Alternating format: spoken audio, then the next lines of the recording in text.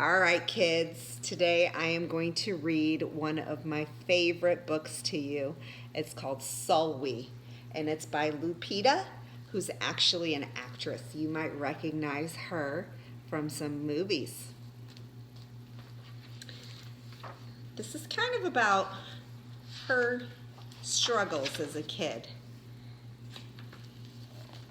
Sulwe was born the color of midnight.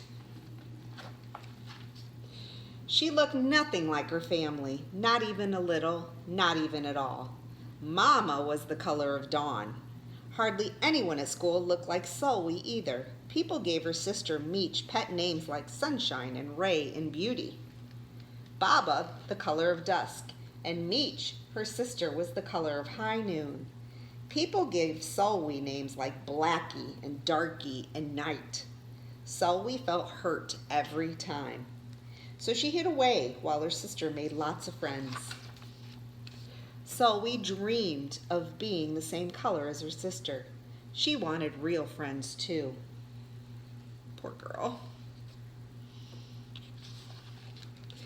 So she got the biggest eraser she could find, and she tried to rub off a layer or two of her darkness. That hurt. She crept into Mama's room, and she helped herself to her makeup. Oh no, she would hear about this from Mama. Sulwe decided to work from the inside out and ate only the lightest and brightest foods. With a stomachache, she went to bed early and turned to God for a miracle. Dear Lord, why do I look like midnight when my mother looks like dawn? Please make me as fair as my parents that I'm from. I want to be beautiful, not just to pretend. I want to have daylight. I want to have friends. If you hear me, Lord, and would like to comply, may I wake up as bright as the sun in the sky. Amen. When Mama came in to wake her for school the next morning, Sulwe rose to find not a trace of daylight in her midnight skin. Sulwe told Mama everything. Mama asked, "What is your name?" "Sulwe," she muttered. "And what does that mean?" "Star," whispered Sulwe. Brightness is not in your skin, my love. Brightness is just who you are. As for beauty, Mama said, rubbing Sulwe's stomach the way she always did to comfort her, you are beautiful, Sulwe sighed. Sulwe doesn't believe her mom, does she? How could she? She, as dark as she was, how could she have brightness in her?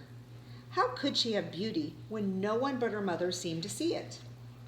How could she be a star? That night, a shooting star appeared at Sulwe's window. The night sent me, the star said, "Come with me." Sulwe hopped onto the star and off they went. Long ago, at the beginning of time, said the star, there was a night and day, and they were sisters. They loved each other very much, but people didn't treat the sisters the same. People gave day pet names like lovely and nice and pretty. People gave night names like scary and bad and ugly. She felt hurt every time. Well, night got fed up and walked right off of the earth.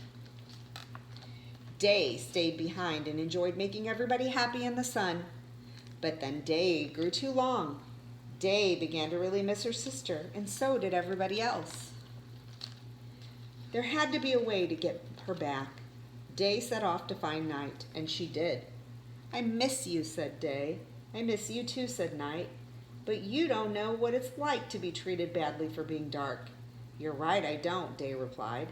"But what I do know is that we need you just the way you are. Come and see." Night returned and the people rejoiced. "We need the darkest night to get the deepest rest. We need you so that we can grow and dream and keep our secrets to ourselves." The stars chimed in. Brightness isn't just for daylight. Light comes in all colors, and some light can only be seen in the dark. While day had a golden glow, with night everything had a silver sheen, elegant and fine. Day told her sister, When you are the darkest is when you are the most beautiful. It's when you are mostly you. Could it be that night did not need to change, even not a little, not even at all? Now that night and day were back together, a little bit of night returned to day in the form of shadows, and a little bit of day returned to night in the form of moonlight. They were inseparable from the moment on and promised to celebrate the brightness in each other, whether people chose to see it or not. You see, the star explained, we need them both, on their sunniest day and on their darkest night, and every shade in between. Together they make the world we know, light and dark, strong and beautiful. Sulwe rose the next morning, beaming.